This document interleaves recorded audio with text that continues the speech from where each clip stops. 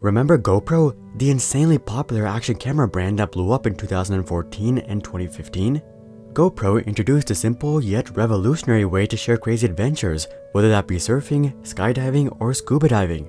GoPro's small and durable cameras were perfect for a wide range of activities and even caught on within the vlogging space. Even today, GoPros remain rather popular amongst adrenaline junkies and vloggers. However, the same cannot be said about investors. When GoPro IPO'd in 2014, investors piled in and bid up the stock over 100% in a matter of months. But ever since the initial hype died off, GoPro stock has just been selling off, and it even became a penny stock for a few years, trading under $5 a share. GoPro has recovered a little over the past year to about $9 a share, but that's still 75% less than the IPO price and 90% lower than their peak. So what happened to GoPro? Well, taking a look back, GoPro was actually founded quite a while before they blew up in 2002. The story goes that Nick Woodman, the founder of GoPro, went on a trip to Australia and Indonesia in 2002. During the trip, Nick went surfing and he wanted to record himself. So he got a 35mm camera and attached it to his hand using a rubber band. As you would guess, this was not a very effective solution, and much to Nick's disappointment, there weren't many solutions on the market. You either had to record from the shore, which largely deprived the sport of its intensity, or you had to buy expensive waterproof cameras. So Nick decided to create his own solution. He used his mom's sewing machine to develop a camera strap that wrapped around his body. He also created a wrist strap that could attach the camera to his arm. Nick strongly believed that there was a large group of sports enthusiasts who also wanted to capture their experiences. So he decided to launch GoPro in 2002. The name comes from the idea that users of GoPro cameras could capture footage like the professionals. Fortunately for Nick, his father Dean was a baller himself. Dean was the co-founder of an investment bank named Robertson Stephens, which manages $1.5 billion in assets today. So Nick was able to borrow $200,000 from his father to kickstart GoPro. With the funding secured, Nick worked with a Chinese company called Hotax to create a 35mm camera using Nick's wrist strap. The company was able to produce the cameras for just $3.05, and Nick would turn around and sell the cameras for $30. Nick originally sold the cameras from his 1971 Volkswagen bus.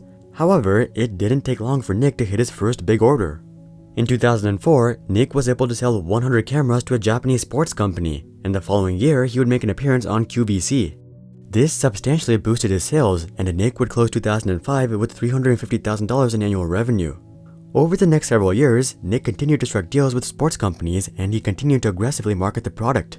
GoPro's revenue was doubling on an annual basis, and by the early 2010s, GoPro was generating over $100 million in annual revenue.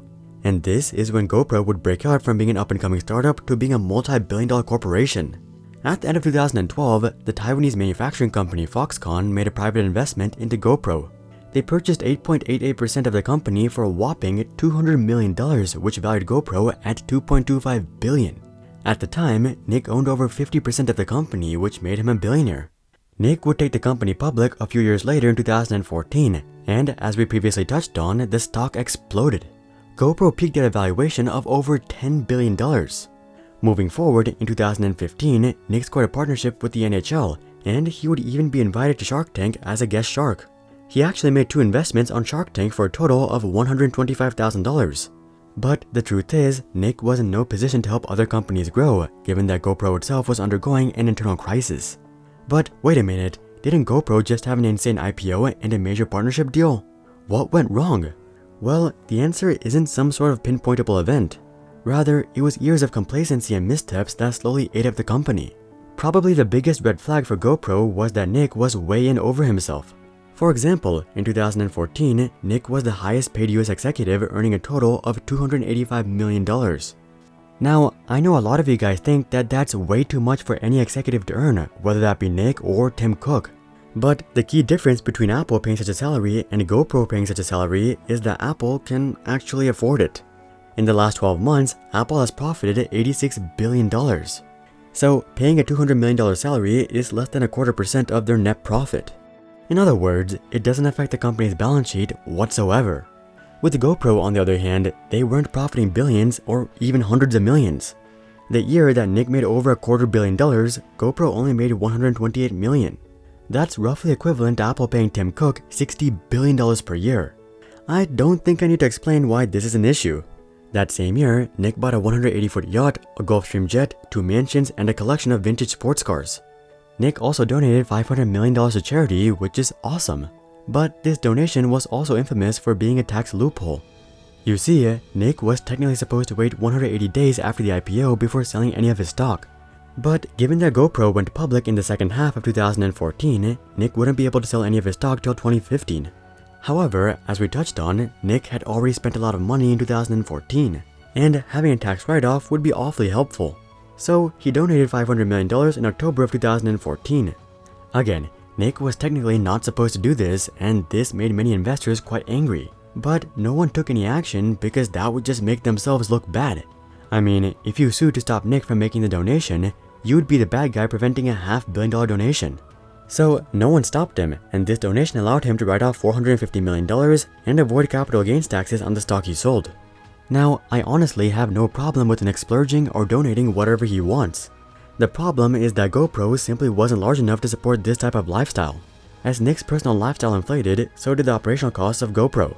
Nick went on a hiring frenzy and expanded into every sector he could think of. In the 8 months following the IPO, GoPro's employee count ballooned from 700 employees to over 1,600 employees. Similarly, the budgets for marketing campaigns, photo shoots, and basically everything else went through the roof. GoPro's creative director says that budgets across the company increased tenfold during this time period. As GoPro's operational costs exploded, the company's bottom line got crushed.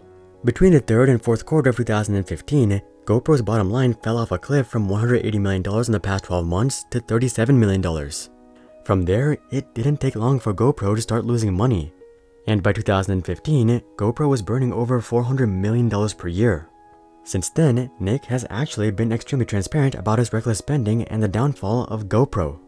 Aside from his spending habits, he's offered 4 additional reasons behind the fall of GoPro, starting with living in the future. Nick says that he hyped up future products and projects way too much. It's great to be excited about the future, but this turns into a problem when all of your employees and investors become fixated on the future. Employees start to lose focus on making current products as good as possible, and a perfect example of this was the Hero 5 Black. As GoPro was attacking drones and entertainment head-on, they slipped up on their core offering.